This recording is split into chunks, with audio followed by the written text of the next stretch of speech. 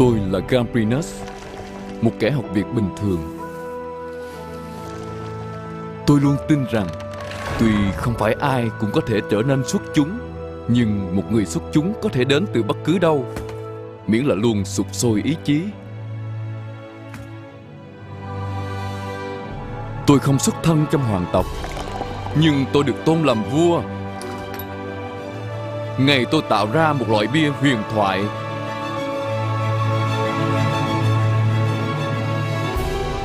Niêm dấu này là niêm dấu của chất lượng và ý chí.